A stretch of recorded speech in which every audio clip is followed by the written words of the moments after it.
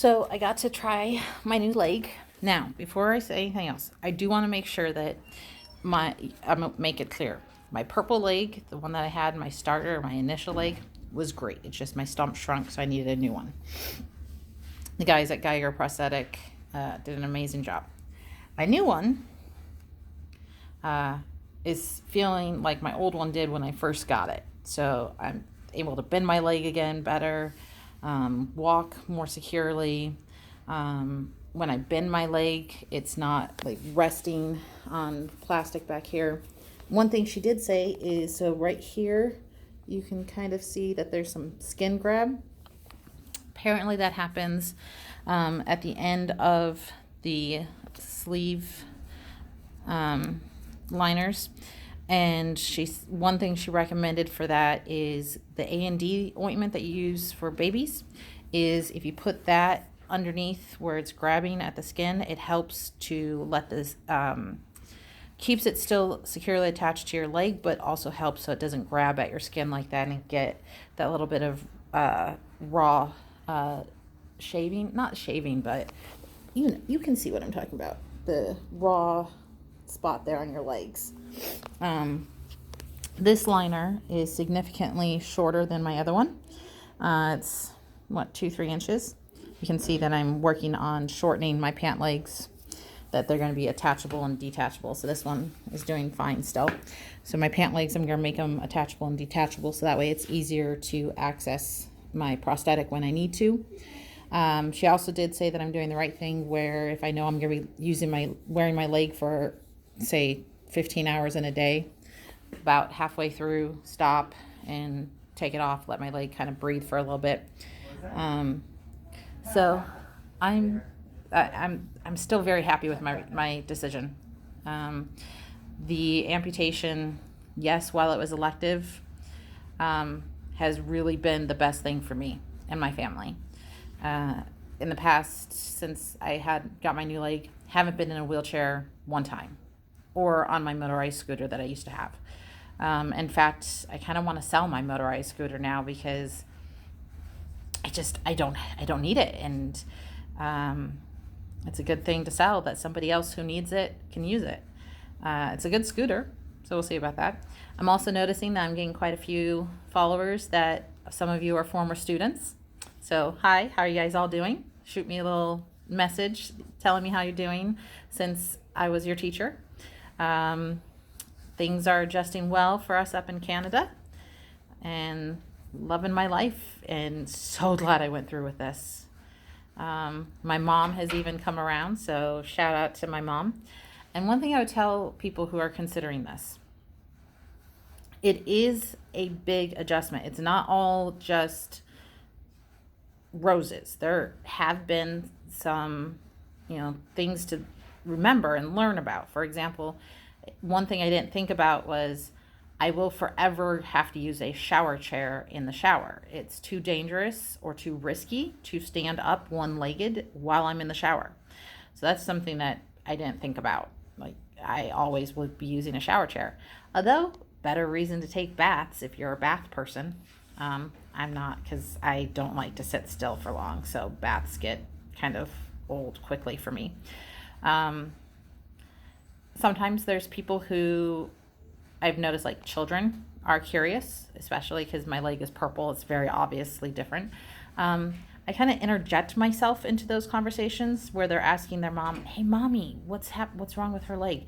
I interject myself into those conversations simply so the child doesn't think that there's something wrong or that it's contagious. I went into my daughter's classroom, and I probably should have filmed it. My husband pointed out later, but talked to her class about what this meant, because one of the girls apparently was afraid, and that's fine. It's something different. And the mom was absolutely horrified, because they've taught their daughter to accept people regardless of how they look. I said, they're 5. It's a big, we as parents strive to teach our children, well, good parents strive to teach our children to not treat people differently based on how they look or who they love and whatnot. But it's another thing for the children to see what that actually means. They're only 3, 4, 5 years old. they don't have a real concept of what that means. So the girl was afraid. And then after talking with her class and her a little bit individually, and now it's every time she sees me, she talks to me. And I volunteered in my daughter's classroom for a while, and she always, sat next to me, and she's a sweet little girl. So I find that by interjecting myself into the conversations just that I happen to overhear, it kind of takes away the stigma and makes it okay to ask those questions. I mean, they're not rude or being disrespectful. They're kids. They're curious. So I think part of it is also a responsibility on my part as an amputee to be an ambassador, I guess, of people who are different, and show that it's okay to ask questions, and it's okay really to be different. And I guess that's maybe just my mentality of it. But I think by helping to remove the stigma is a big thing. But again, if you are considering an elective amputation, it is life-changing, but be committed to it. Don't just say, oh, I'm going to live the same lifestyle that I've been living, but now I won't have the pain. No, we've gotten more active as a result. I don't have to use my wheelchair. I don't have to use my scooter. When the parking spots in the front of the store are available, sometimes even I'll park one or two further away than I used to, leaving that spot for somebody like I used to be. Yeah, I have handicap placard, but I'm kind of thinking I don't really need one anymore. There might still be times, I don't know, but it's not my go-to anymore. Right now I try to park closest when my kids are with me, because just safety in the parking lot, 3, 4, 5, but I try not to take the handicap if I can help it. I leave that for somebody else. So my mentality of I'm no longer in pain, so I can actually go back and get my life back, that has been phenomenal. And it's just, it really has been. I can't say that enough. But if the one thing that my Dr. Duncan at Orthopedic Associates in Visalia did, is he did 4 different nerve blocks, one of which was in the spinal nerve block, or from the waist down. But the nerve blocks wore off at different times, or different intervals, so that way when I woke up from my surgery, that my brain had different times of which it was trying to rewire itself. So instead of waking up from the surgery and all of a sudden my brain's like, holy crap, there's no leg there, I don't know what to do, we're going to stay in pain.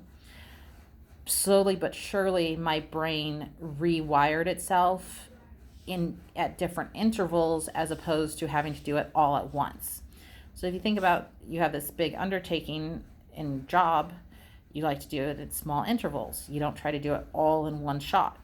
So same thing, if you're gonna have a surgery, amputation, whether it's elective or otherwise, try to press for as many nerve blocks as they're willing. I mean, not like 20, but the 4 nerve blocks for me at different locations on the leg, including the spinal one, that wore off at different intervals, shoot for that. I still have not had any phantom pain.